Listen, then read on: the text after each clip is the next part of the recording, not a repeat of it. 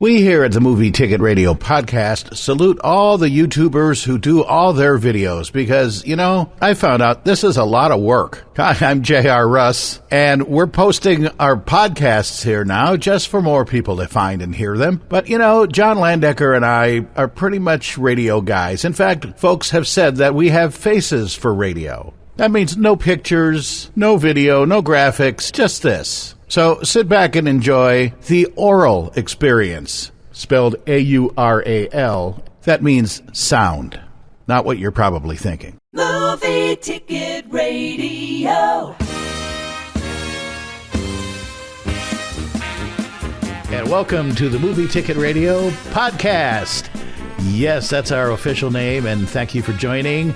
I am your host, J.R. Russ, with your friendly co-host, John Records Landecker. Yes, career broadcasters, and he's Mr. Hall of Fame. Mm-hmm. And, of course, we have the Movie Ticket radio station that you can go to at movieticket.radio.com and hear the hits you hear in movies. And this here is a podcast where we're talking about the movies, and we're actually playing a few clips of music. Not the biggest hits, because you know what they sound like, but ones that are more obscure, which our legal department tells us we can do under the fair use doctrine, which means that we're kind of instructing or teaching about these songs. So you're learning about them perhaps for the first time. So enjoy those musical interludes as we talk about the songs you hear in movies. And John, what are we talking about today? I'll tell you, JR, we're going to talk about one of the most monumental films in the history of putting hit records into movies, and that is The Big Chill.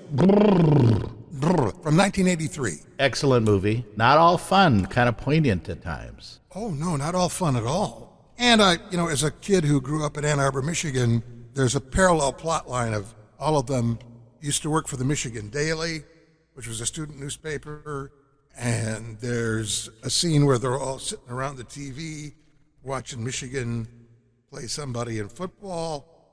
So, I like it. I didn't notice that. Well, of course not. Yeah. Why would you? That's true. Now, if they would have been watching the Bears or Notre Dame, maybe. Right. I would have known because I lived closer to them. But well, actually, I didn't know that was part of the plot. And when in 1983, when the movie came out, I went to see it at a theater in Ann Arbor. And I'm sitting there, and the first thing that happens is Kevin Kline appears in a Michigan T-shirt. Yeah. And I'm like, what's going on here? And then it's revealed that Jeff Goldblum used to work for the Michigan Daily. Now he's with, I think it was USA Today. And they're watching a Michigan football game, and I'm doing this in Ann Arbor and not knowing that that's part of the plot. And needless to say, I was agape with joy. Let's just put it that way. Is that an expression? I was agape with joy. Wait, let me picture you with your mouth wide open. Yeah. And then on top of that comes this unbelievably great soundtrack, which, as I said, I think was the first time, at least on this scale, that hits were used as part of the soundtrack, and it sort of led to a trend, if you will, not only in films, but I think radio stations across the country at that time decided to start programming more of these types of tunes simply because of the sex. Take two. Well, we know what's on your mind. Simply because of the soundtrack of the film, which also sold really well, and as it should, because they were all big hits. Like, I Heard It Through the Grapevine. Right. This would be the Marvin Gaye version as opposed to the Gladys Knight and the Pips version. Right. Norman Whitfield, Barrett Strong, the writers on that one. Right. And also the Stones, You Can't Always Get What You Want. But sometimes, JR, I understand you just might find you get what you need. Sometimes, that's very true. Keith Richards found that he needed to get rid of the S in his name, so he's credited as Keith Richard as a writer of that song along with Mick Jagger. I don't know why that would be, but he wanted to he lost his S, I guess. Maybe he went to Vegas and lost his S playing blackjack. I don't know. Now there's a trivia question. Yeah. I mean, it is just one big hit after the other. A Whiter Shade of Pale by Procol Harum, however you want to pronounce it. I've always said harem, but now that you mention it, it's harem. Harem, it has an E in it, doesn't it? Like a bevy of women in the olden days. I believe so. So it would be Procol Harum. Yeah. Keith Reed, Gary Booker, Matt Fisher, the writers there. Also, Tell Him, performed by the Exciters. Bert Burns, a writer there. Great tune. Is that a remake on the Tell Him, the girl song? Yeah, I know something Okay. about love. It was originally done by the Exciters. Were they a Jamaican group? Oh my gosh, I don't know. Well, there was a group that did a lot of reggae stuff called the Exciters. Probably a different Could be. group, Could but be. not sure. Another huge song, Smokey Robinson and the Miracles, Tracks of My Tears. Take a close look at my face Oh. and see. Wait a minute. Take a good look at my face. Okay, well, never mind. I can't remember the rest of it. Well, as DJs, I don't know about you, but I've always paid attention to the music, the tempo, and the melody. And I am not a big words guy. Take a close look at my face. My smile Seems out of place. See, something along the lines of see if you can trace the tracks of my tears. or something like that. I Yeah. thought it was, obviously I don't remember it off the top of my head right now, and if I had done any research prior to this podcast, I would know, but no, I didn't. So No. tough. Smokey wrote that along with Warren Moore and Marvin Tarplin. And Yeah. Smokey credited himself as William Robinson Jr. Oh yeah, he did that a lot. So That's his name. The smokester used his real name because he wanted to make sure that he could cash that check. Well, I think if you look at a lot of the Motown songs, Smokey William Robinson is listed as part of this, if not the sole writer, part of the writing team. Okay. And then we come to the theme from Raiders of the Lost Ark, written by John Williams, but performed by Tom Berenger. Yeah. Wasn't that when they were sitting around the living room and he was Yeah. playing it or something?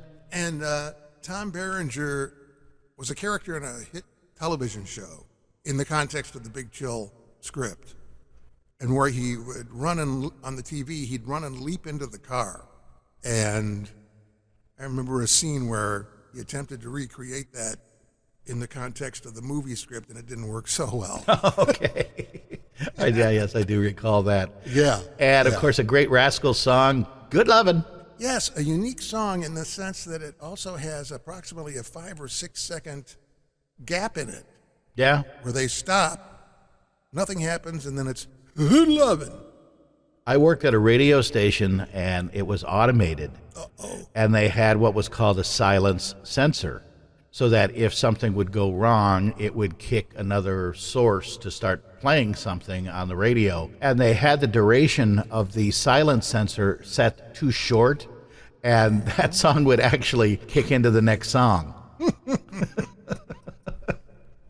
See, machines cannot replace humans. They cannot, especially great DJs. Exactly. Like you and your Hall of Fame career, let me add. Oh, boy. I just love to butter you up. I know. Like a piece of toast. That's right. Well, and anytime you want to reciprocate, go right ahead. Oh, okay. Thank you. Rudy Clark and Arthur Resnick, we'll give them credit for writing that great tune. And another great one by Holland and Whitfield, Eddie Holland and Norman Whitfield by the Temptations. Ain't Too Proud to Beg. Yep. Great song. Great. song. Yep. Yep. And the cavalcade of hits in Big Chill continues with My Girl, another Smokey Robinson, as William Robinson Jr. and Ronald White Yes. song. Sunshine on a Cloudy Day. Wouldn't it be nice Beach Boys. if we could sing like the Beach Boys or the Temptations? Mike Love, a writer of that, along with Brian Wilson and Tony Asher. Wouldn't it be nice? It would be. Quicksilver Girl, a Steve Miller Band song, one I'm not super familiar with. She's a Quicksilver girl, a lover of the world. She spreads her wings and she's free. Not one of the, I mean, I know it, but it's not certainly one of the biggest Steve Miller Band songs. Yeah. No. And a huge one by the band, The Weight, Robbie Robertson. Robertson writing that one. Canadian Yeah. band. Yep. Okay, eh? Yeah, I got a pretty heavy weight I'm carrying, eh? Eh? Yeah, I'm sure the Canadians love it when we stereotype Oh, them I like know that. they do. Yeah. Well, you know, Bob and Doug McKenzie, they didn't really help with that. Hoser. No? No. Hey, give me some lovin', baby. Oh, I love this song. Yeah. Steve Winwood, Muff Winwood, and Spencer Davis, and that's the Spencer Davis Group, and a great, great tune. Just love that song. Yeah, it just at the beginning, well, a couple of places in it builds with just a ba-da-da-da-dum-bum, and it just gets rolling. Yep. Another huge hit by Creedence Clearwater Revival, written by John Fogerty. Bad Moon Rising. A friend of mine in Seattle, Mike Brown, loves John Fogerty. He's seen him several times in concert and said, if you get to go, go. Oh, I'd love to. Yeah. And I always called this, it was terrible, but Pussy Sludge. I don't know why. It was just in my mind. Sledge. Yes, I know. It was very bad. When a Man Loves a Woman. Yeah, big heartfelt ballad. Calvin Lewis, Andrew Wright wrote that, Percy Sledge. And a big one by Aretha, one of her biggest ballads. You Make Me Feel Like a Natural Woman. Carole King, a writer of that with Jerry Goffin and Jerry Wexler. You know that pop culture series you tipped me to on Netflix? Yes. I watched that one episode, and it was about the Brill Building, which was a building in New York City where all of these people, Goffin, King, Wexler, in the early 60s, wrote songs for other people. Other people that were in there were Neil Diamond, Neil Sedaka, just about everybody. So this song, You Make Me Feel Like a Natural Woman, came from the Brill Building Music Coalition, or whatever you want to call it. Yeah, consortium, yeah. Yeah. I picked up on that. In fact, my wife was watching it, and I had missed it. And she was watching one regarding auto-tune and how what really brought it to the forefront was Cher and Believe. Oh, yeah. And that really made it mainstream. And then it got into the rap mode with T-Pain, I believe. And he actually got a lot of backlash because a flight attendant pulled him aside on an airplane and said, "You've ruined music." Have you heard his brother, T-Paper? No. Oh, he's on a roll. Is I'll he? tell you. Yeah. Okay. Hey, if you can't do a joke, do a bad joke. The Wicked Picket wrote In the Midnight Hour along with Steve Cropper, but the Rascals performed In the Midnight Hour in The Big Chill. Yep, there were many versions of the Midnight Hour at that time. The Rascals was a successful version, as was Wilson Pickett. There was a band in Michigan called the Messengers. They did a version that got some airplay in Michigan. I think in the movie, about the Irish band who did R&B music. Well, we'll save that for another film because I can't remember the name of the movie right now. But it's a great song. And was Steve Cropper in the Blues Brothers? Yes. Because I remember movie. one of the songs where John Belushi, at the end of it, says Steve Cropper and I think like Duff Dyer or something like that. Yeah. They were session musicians for, I believe it was Muscle Shoals is what they called it. Oh, okay. And performed on a lot of huge hit records and were definitely a part of the Blues Brothers when they went to make the movie.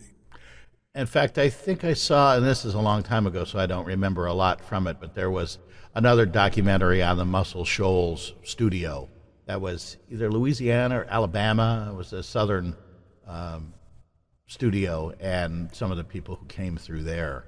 Right. Session musicians. Yeah.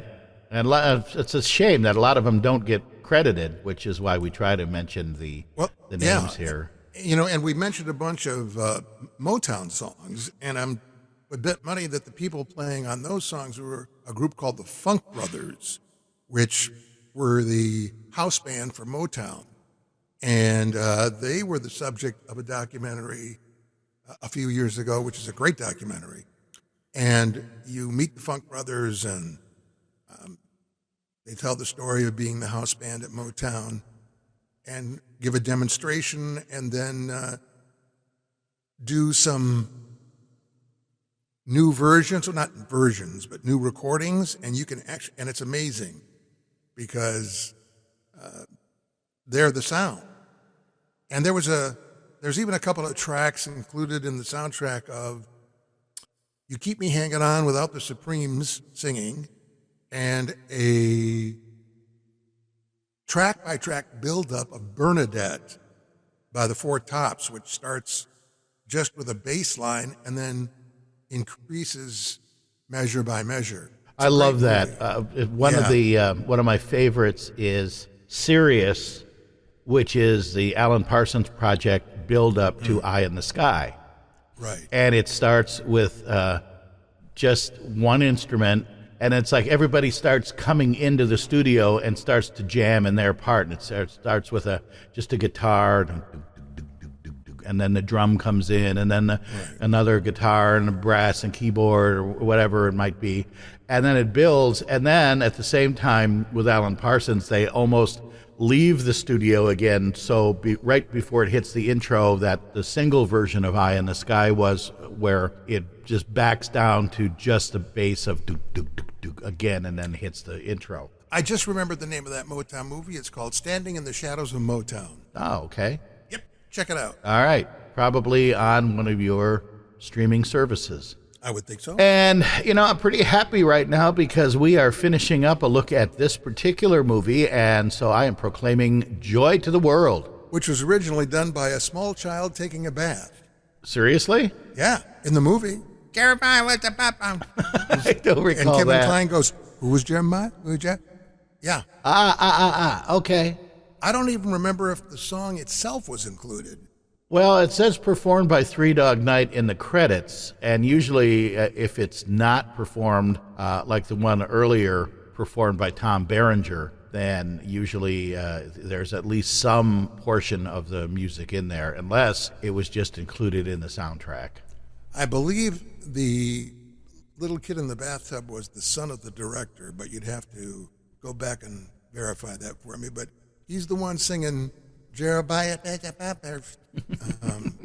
A big country star, writer of that song. Hoyt Axton, yeah. Yeah. So there you have it, John. Very cool look at a very, very cool movie because its name is... The Big Chill. Yeah. 1983. Yep. So I think we're pretty good at this one. We're about 21 minutes in. I think people can... That's about all I know I can stand of me. So... So you say we're putting a wrap on this one, We're going to put a bow on it, I think, John. Okay. So let's finish out. And, we did say at the beginning here that this was one of the first movies that used a lot of oldies to punctuate the soundtrack. But I think maybe for our next one, let's go back even further to 1973, I believe. For? American Graffiti. Oh, love to. Jammed full of 50s and 60s hits. And Wolfman Jack. That's right, baby. Yep. So let's try to do that next time when once again we return with the Movie Ticket Radio podcast. By the way, if you have suggestions for movies or comments or corrections or whatever you want to do, you can always write to us and I will answer, or John will answer, whichever one of us is least busy. That's true. At movieticketradio@gmail.com. And, of course, listen for the hits you hear in movies on... MovieTicketRadio.com. Very good. You sound unsure of that, but you are right. And remember, you'll never listen to movies the same way again. That's for sure. So thanks for listening. I'm J.R. Russ. I'm J.R. Landecker. Okay. You take it easy. We'll catch you next time. Goodbye. Bye. Movie Ticket Radio.